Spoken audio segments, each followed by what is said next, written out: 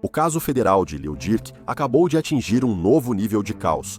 As autoridades pedem um júri anônimo, após ameaças a um juiz e um promotor. Promotores afirmam que o rapper tentou destruir um Apple Watch na prisão para ocultar rastros. E agora ele está sendo acusado de supostamente mandar matar seus próprios associados do O-Block. Com o julgamento em janeiro, as apostas são altíssimas. Vamos analisar todas as últimas atualizações desse caso com um ex-promotor federal. Bem-vindo ao Sidebar da Law and Crime, sou Jesse Weber. O caso do Lil Durk teve outra reviravolta inesperada. Talvez isso resuma bem a situação. Então, os promotores federais agora estão dizendo que o rapper de Chicago, A, ordenou ataques contra seus próprios associados do O-Block por não terem retaliado após a morte do colega artista King Von. Eles estão pedindo por um júri anônimo, alegando que já foram feitas ameaças tanto contra o juiz quanto contra um promotor. E ainda tem o fato de que Durk, supostamente, foi pego com um Apple Watch na cadeia e tentou destruí-lo. Então esse caso agora está saindo do controle, certo? O que está acontecendo aqui? Como a gente pode analisar isso? Como chegamos até aqui? Antes de analisar as novas atualizações, vamos recuar um pouco. Lil Durk, nome verdadeiro, Durk Dare Banks, segue detido em um centro federal em Los Angeles, após ser preso em outubro de 2024. Promotores dizem que Durk orquestrou um assassinato encomendado em 2022, enviando membros de sua equipe de Chicago a Los Angeles para atacar o rapper Quando Rondo. Eles dizem que isso foi uma forma de retaliação pelo assassinato do grande amigo de Durk, King Von, em 2020. No tiroteio que se seguiu, porém, quem morreu não foi o Quando. Na verdade, foi o primo dele, Savaya Robinson, que foi morto no que os promotores estão chamando de ataque em estilo emboscada em um posto de gasolina. Agora, Durk não é acusado de puxar o gatilho ele mesmo. Ele é acusado de ordenar o assassinato, supostamente financiando e dirigindo tudo. Isso resultou em várias acusações federais, como conspiração, crimes com armas, assassinato por encomenda e morte resultante. A defesa dele tem sido bem agressiva. Um dos principais momentos foi no início deste ano, quando a equipe de Lil Durk pediu para rejeitar a acusação federal ou obrigar os promotores a fornecer os materiais do grande júri. Materiais do grande júri são geralmente secretos. Neste caso, advogados de Durk disseram que promotores enganaram o júri com provas falsas e enganosas. Especificamente, eles mencionam uma das músicas de Durk, Wonderful Wayne e Jackie Boy, que eles afirmam ter sido usada de forma errada para ligá-lo ao plano de assassinato por encomenda de 2022. A questão é que, no argumento deles, ele na verdade escreveu as letras que os promotores estavam citando meses antes do assassinato. A defesa escreveu naquele documento. A única questão em aberto é como informações tão evidentemente falsas chegaram a estar sob a análise do grande júri em primeiro lugar. Uma resposta é que os promotores que prepararam e apresentaram as provas do governo sabiam que eram falsas. Outra possibilidade é o promotor não saber que as provas eram falsas, mas a testemunha sim. E a terceira resposta é que as provas foram obtidas e apresentadas com total desrespeito pela falsidade evidente.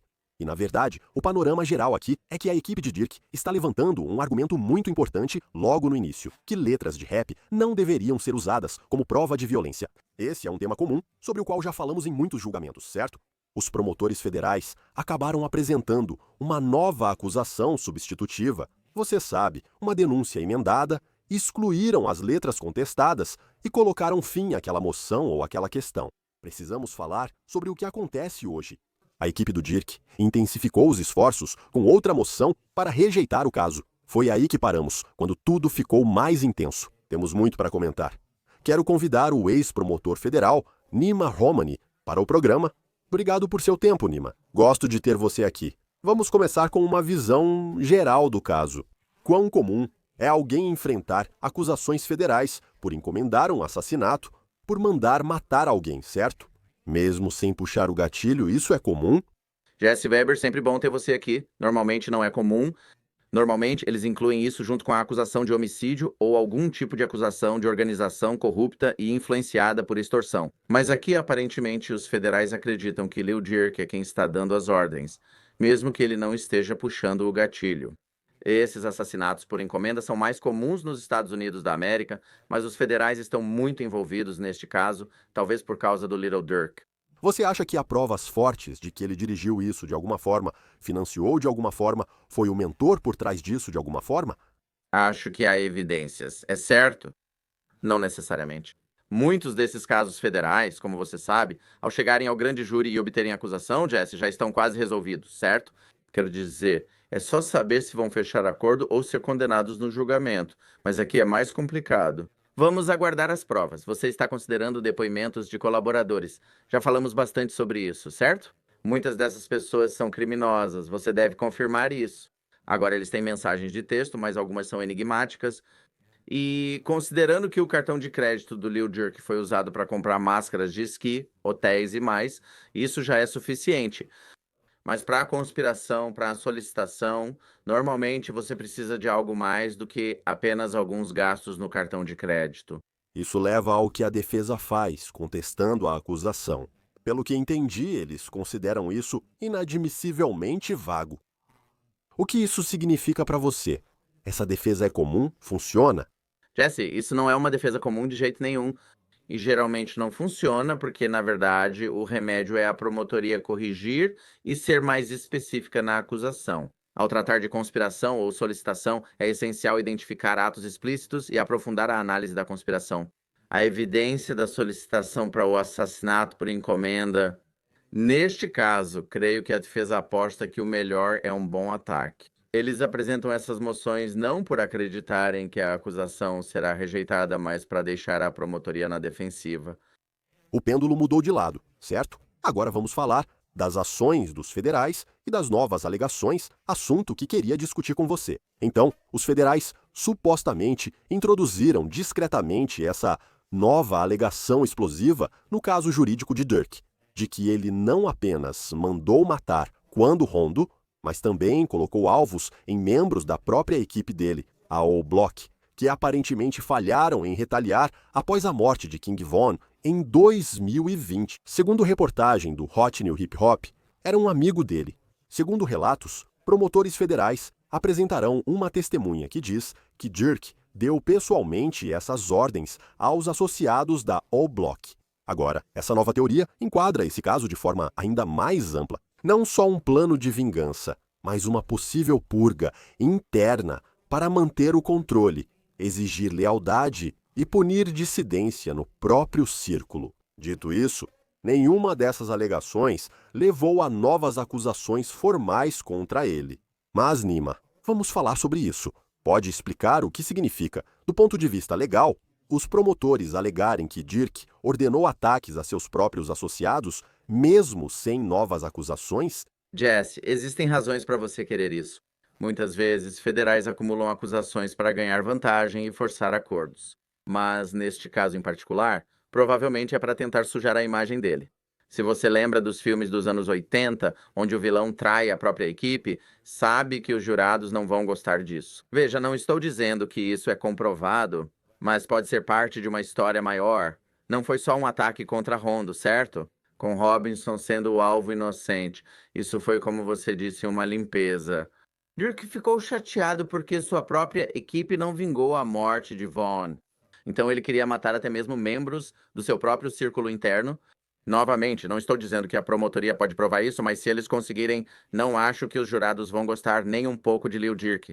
E, a propósito, só para deixar claro, Rondo não foi acusado nem está ligado à morte de Von, mas é interessante qual é essa teoria. Quero deixar claro que, pelo que está saindo agora, os promotores parecem dizer que planejam apresentar o testemunho de testemunhas de que Dirk deu essas ordens. Se for esse o caso, eles são confiáveis, principalmente se testemunharem neste julgamento federal. Sabe, só estou meio que balançando a cabeça. E isso sou eu pessoalmente, Jesse. Eu, por exemplo, já processei, sabe, cartéis, crime organizado. Eu realmente não gosto de depender exclusivamente do testemunho de colaboradores, certo? Olha, eles sempre vão ser destruídos no contra-interrogatório porque tem um motivo pessoal. Eles estão insatisfeitos. Eles mentem para se proteger. Se houver um testemunho que confirme, tudo bem. Talvez tenham mensagens de texto de novo. As mensagens são um pouco enigmáticas, por isso é preciso ter cuidado ao confiar só no testemunho de um colaborador. Você precisa reforçar isso com algo mais. E a última coisa que você quer fazer nesse tipo de caso, e nós já vimos isso, sabe, como no caso do Yves Saint Laurent, é quando você acusa em excesso, isso acaba gerando confusão. O caso se prolonga e você também não consegue nada. Espero que a promotoria traga provas para sustentar o que está alegando. Se não incluírem novas acusações, e já explico quais seriam, não haverá novas acusações. Isso poderia fazer parte do caso, então, tecnicamente, isso poderia fazer parte do caso geral contra Dirk, o caso federal. O que ele está enfrentando atualmente? Poderia, né? Seria o 404B, parte do plano, então pode ser isso. Sentença? Talvez na sentença? Sentença, claro, né? A gente sabe que toda essa conduta relevante entra, né? Vimos isso no caso do Didi. Então eu acho que um juiz permitiria isso porque é relevante para esse esquema. Novamente, a defesa precisa ser notificada, obviamente, receber qualquer material de descoberta relacionado a isso, mas isso vai ser incluído. No fim das contas, você fala de um caso federal de assassinato por encomenda, certo? Isso pode ocorrer. Sabemos que pode levar à prisão perpétua, mas ainda é uma possibilidade. Sentença de morte. Agora, obviamente, os federais ainda não apresentaram a notificação de intenção de buscar a pena de morte. Isso não aumenta a pena, mas pode trazer mais fatos negativos ao caso, se comprovados. E fortalecer o caso deles. Se eles apresentarem novas acusações, você espera isso? Quais seriam essas acusações? Provavelmente seria conspiração ou tentativa de homicídio, certo? Estamos falando de julgamento em janeiro.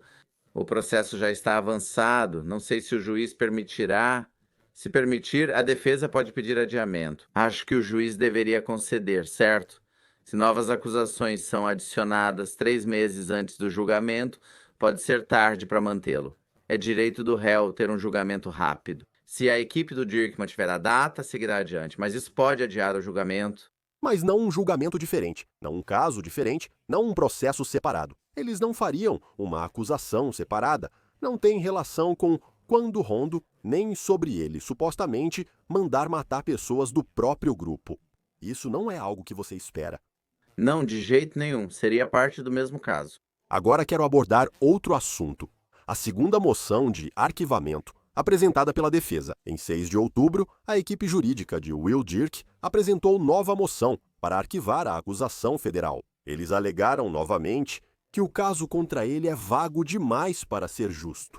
Então, de acordo com uma reportagem do Hot New Hip Hop, o advogado de Dirk, Drew Finlin, expõe o problema de que, embora a acusação afirme que co-conspiradores realizaram atos sob a direção de Dirk, voando para Los Angeles, rastreando e perseguindo quando Rondo, tentando matá-lo a tiros, adquirindo armas de fogo e outros equipamentos, ela não fornece detalhes específicos sobre o que Dirk supostamente fez ou disse. Como Finlin escreve, embora a acusação afirme que os co-conspiradores agiram sob ordens de Banks, viajando para Los Angeles, rastreando e tentando matar TB, quando Rondo, além de adquirir armas e equipamentos, não há detalhes específicos. Quando, onde, como e a quem o Sr. Banks deu essas supostas ordens? Para garantir a justiça básica deste julgamento, a defesa tem o direito de saber. Ele diz: a acusação esconde fatos operacionais que fundamentam a teoria do governo sobre a culpa do Sr. Banks, que a defesa tem direito de saber. Não há nenhuma alegação aqui de que o Sr. Banks tenha participado fisicamente da perseguição e do tiroteio em questão. E a equipe jurídica de Dirk também chamou a acusação, como mencionamos, de excessivamente vaga, exigindo esclarecimentos sobre as alegações do governo. Citação: isso obriga a defesa a adivinhar a teoria de culpa do governo e permite ao governo alterá-la conforme mudam os relatos dos colaboradores para garantir uma condenação. Nima, eles têm razão quanto os promotores realmente precisam apresentar para a defesa. Isso que você mencionou, Didi, foi muito discutido antes do julgamento dele, quando seriam informados sobre a teoria do caso e as provas apresentadas. Quanto os promotores precisam legalmente expor e contar para a defesa. Sim, é uma questão de devido processo legal. A defesa deve receber informações suficientes sobre as acusações. Mas quanto a datas, horários e declarações específicas, veja, a acusação não é prova, certo? São depoimentos de testemunhas que surgirão no julgamento. Então, eu acho que a promotoria, desde que consiga alegar o acordo ilegal, o ato aberto em prol da conspiração e, de modo geral, expor as ações dos co-conspiradores, acho que isso já é suficiente. E eu não acho que o juiz vai rejeitar com base na falta de clareza. Eles podem mudar a teoria, conforme mudam os relatos dos colaboradores. Isso não vai convencer o juiz, você não acha? Acredito que isso se refere ao peso das provas, não à admissibilidade. Então não será possível uma nova acusação, certo? Você pode fazer o contra-interrogatório das pessoas se elas mudarem a história, certo? E novamente, nada disso é prova. Mesmo que coloquem uma declaração específica nessa acusação e a testemunha venha a depor de forma diferente, o depoimento da testemunha é o que vale, certo? Você pode fazer contra-interrogatório sobre qualquer assunto, certo? Pode alegar que não informou antes à polícia ou aos promotores que esteve lá naquela data. Agora você está nos dizendo que foi em uma data diferente? Quero dizer, isso é um terreno fértil para o contra-interrogatório em qualquer caso, mas não acho que seja motivo para rejeitar a acusação. Esse é um recurso bastante extraordinário. Uma audiência sobre a nova moção será em 18 de novembro. Então, vamos acompanhar. Agora quero falar de algo muito preocupante, tudo bem? Alegadas ameaças contra promotores e juízes e um pedido para um júri anônimo. Vamos falar sobre isso. Autoridades relatam que apoiadores do rapper fizeram várias ameaças à figura-chave do caso. Segundo o relatório do FBI, no Distrito Central da Califórnia, fãs de Lil Durk ameaçaram violência, inclusive armada e incêndio, caso o rapper de Chicago seja condenado. As ameaças envolveram 4 mensagens de voz deixadas para um juiz dos Estados Unidos da América. Uma delas dizia: "Se eles pegarem prisão perpétua, vou queimar tudo isso." Eles, no caso, seriam Lil Durk e um de seus co-réus, DeAndre Wilson. A suposta intimidação agora parece ter alcançado também a equipe de acusação. O procurador assistente dos Estados Unidos da América, Ian Iannaiello, um dos principais promotores, recebeu uma ligação anônima com a ameaça: "Libere Dirk ou será baleado." Citando esses incidentes, o governo pediu um júri anônimo em petições ao tribunal. Apoiadores dos réus já tentaram intimidar pessoas ligadas a este caso. Nima, tenho alguns pontos sobre isso. Primeiramente, você já viu algo assim antes? Se for verdade, você já passou por algo assim antes? Quão comum isso é? Olha, eu recebi ameaças quando era procurador federal. Faz parte do trabalho, Jesse. Quero dizer, se você está indo atrás dos caras maus, eles vão fazer ameaças. Agora, muitas dessas ameaças não são fundamentadas. Agora que estou fora do Departamento de Justiça, é fácil dizer que não é grande coisa, não se preocupe. Mas se você é juiz ou promotor, foi para isso que se inscreveu. Então, tenho certeza de que não é divertido receber ameaças de fãs, do réu ou da família dele, mas isso não é inesperado. Recebia ameaças constantemente quando era promotor.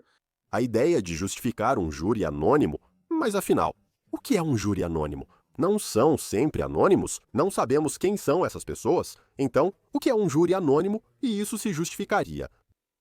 Então, no Law and Crime, obviamente, quando transmitimos os julgamentos, eles nunca mostram os jurados, certo? Mas os advogados, eles sabem a identidade dos jurados, certo? Assim, podem pesquisar nas redes sociais, ver afiliações políticas e declarações sobre o caso. Júri realmente anônimo, essa informação é até mesmo retida dos advogados. Novamente, não é muito comum. É realmente nós falamos sobre diferentes medidas extraordinárias, bem extraordinário. O juiz tem muita discricionariedade nesses casos, mas eu me surpreenderia se houvesse um júri anônimo só por algumas mensagens de voz e coisas assim. Isso é mídia social, sempre tem gente assistindo. Muitos gostam de nós, Jesse, mas sempre falam coisas malucas. Então, eu não acho que seja suficiente para termos um júri anônimo por enquanto. Eles ficariam em uma sala separada, se fosse esse o caso? Tipo, eles acompanham o caso, assistem ao julgamento de uma sala separada por uma câmera ou algo assim? Digo, como o réu ou qualquer outra pessoa não saberia quem eles são? Sim, é possível. Já vimos isso antes. Às vezes, há dois júris para diferentes questões no caso. Um estará em outra sala. É possível. Mas, novamente, se você é do júri, pense: é preciso avaliar as testemunhas e sua credibilidade. Você precisa olhar nos olhos delas. Então, realmente se torna problemático quando você começa a fazer coisas assim. De novo, eu ficaria muito surpreso, baseado no que ouvimos, algumas mensagens de voz, se realmente tivermos um júri anônimo. Ok, agora vou falar do Apple Watch. Mais um drama nessa saga do Lil Durk. Os promotores revelaram em documento de 6 de outubro que o rapper teria sido flagrado com um Apple Watch na prisão. Agora, esse é um dispositivo com capacidade celular, e ele supostamente tentou destruí-lo assim que foi descoberto.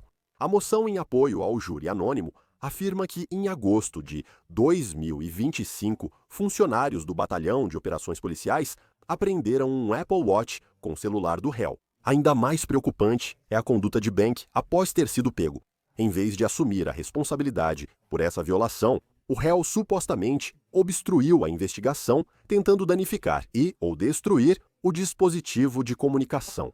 As autoridades afirmam que não foi um caso isolado. Durk foi acusado em dezembro de fazer 3 ligações não autorizadas do Metropolitan Detention Center em Los Angeles, onde está preso. Essas supostas violações estão sendo usadas para alegar risco de manipulação de testemunhas, principalmente devido ao alcance expansivo da rede Only the Family, ou Only the Family de Durk. Nima, quão séria é essa acusação aqui? Como sabem ou alegam que ele tentou destruir isso? Vamos começar por aí e depois falamos se isso justifica tomar alguma atitude. Então veja, é sério, mas não é incomum. Nós falamos sobre isso com Eric e Lali Menendez, certo? E esse é um dos motivos pelos quais eles não receberam liberdade condicional. Você não pode ter um celular na prisão, não importa se é estadual ou federal, certo? Então o Apple Watch se enquadra nisso. Veja, é uma violação? Sim. É motivo para algo sério em termos de solução, no caso, como um júri anônimo? Não, Jesse. Isso acontece e é tratado pelo Batalhão de Operações Policiais e funcionários da prisão. Isso só afetaria o caso se acusarem obstrução ou manipulação de testemunhas. E, de novo, isso justifica um júri anônimo? Isso justifica adicionar proteção extra às testemunhas neste caso? Eu não acho, Jesse Weber. Sabe, você está falando de algo que, de novo, mesmo sendo uma violação, não é incomum as ligações A3. Falamos sobre isso no caso do Didi, certo? Ele também fazia isso. Tá errado, não é certo. Mas, de novo, mudar completamente a forma como lidamos com a acusação criminal neste caso não faz sentido para mim. Deveria simplesmente seguir normalmente. Lil Durk segue sob custódia federal em Los Angeles. O julgamento está marcado para janeiro de 2026. Vamos ver se continua após tudo isso. Mas Nima Romani, que tesouro! Que joia! Adoramos tê-lo aqui. Muito obrigado por dedicar seu tempo. Agradeço de verdade. Adoro participar, Jesse Weber. Vamos falar sobre esse caso em breve. E isso é tudo que temos para vocês agora aqui no Sidebar, pessoal. Muito obrigado por nos acompanharem. Inscreva-se no YouTube, Apple Podcasts, Spotify ou onde ouvir podcasts. Siga-me no Shio ou Instagram. Eu sou o Jesse Weber. Vejo vocês na próxima.